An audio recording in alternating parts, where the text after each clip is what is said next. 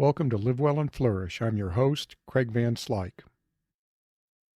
Be kind. A simple precept. 2 words, 1 idea. But 2 words that can change the world. How can something so simple be so powerful?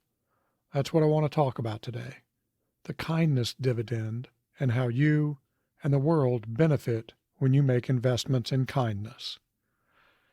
There's a verse in Proverbs, I think it's chapter 11, verse 17, that says something like, "Kindness is its own reward, but cruelty is a self-inflicted wound."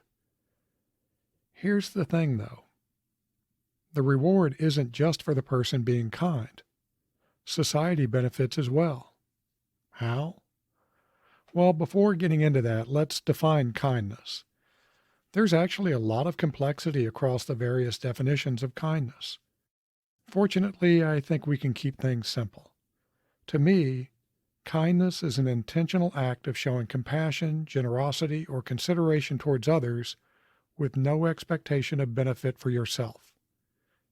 It's doing something for someone else without expecting anything in return.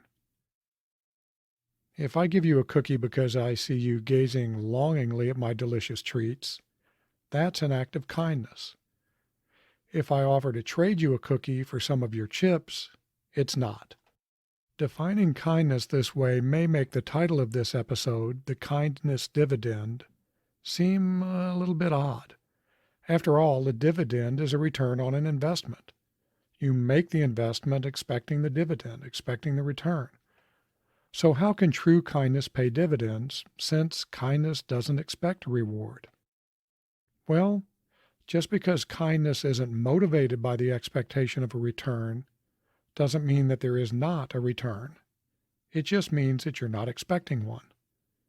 That's the great thing about kindness. Yeah, kindness is its own reward, but that's not the only reward. So what are the dividends of kindness? I'm making 2 fundamental assumptions in my explanation here. First, over time, intentionally being kind makes you a kind person. Second, kindness breeds kindness. In other words, acts of kindness tend to motivate future kindness. Here's my take on how kindness pays dividends. The first is what I already said, kindness leads to kindness. Kindness breeds future act of kindness in the person who provides the kind act, the recipient of the kindness, and in those who happen to witness the kind act. I'll explain that more in just a bit. The giver becomes kinder through the power of habit. According to one of my assumptions, if you consciously look for opportunities to act with kindness, kindness will become a habit. You'll just start acting kindly automatically, which is a very good thing. The habit is reinforced by the good feeling you get from being kind. When you're kind, you feel good, and most of us like feeling good.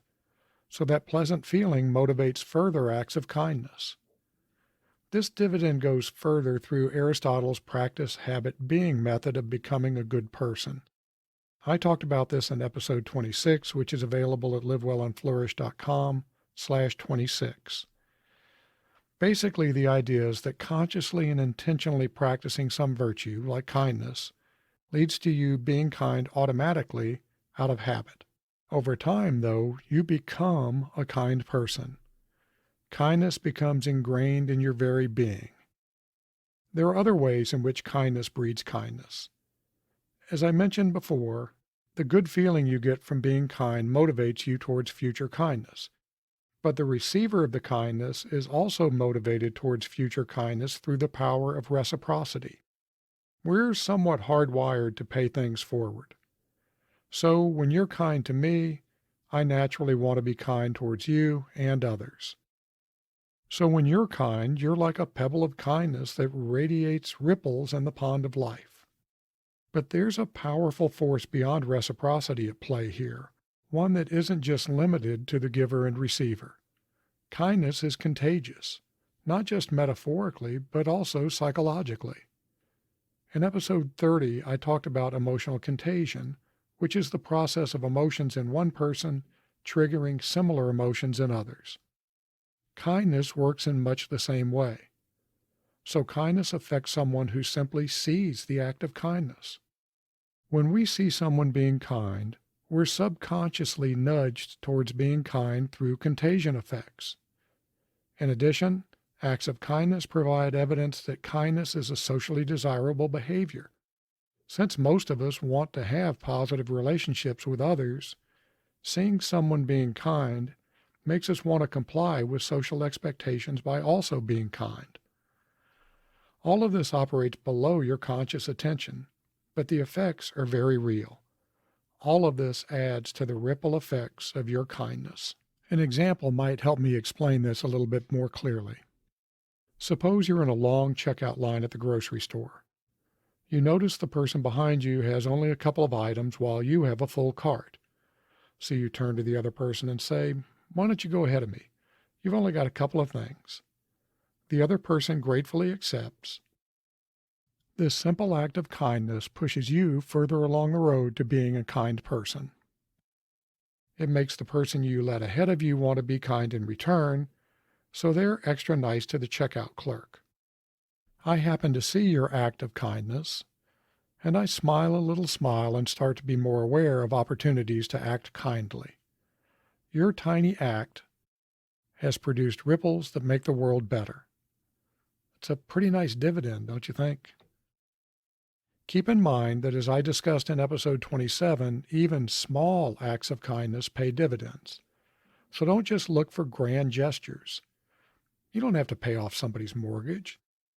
Just letting them in front of you in line is a good thing. So as you go through your week, pay attention to opportunities for kindness. Say thank you to service workers, or anyone really. Pick up some litter. Send a thoughtful note.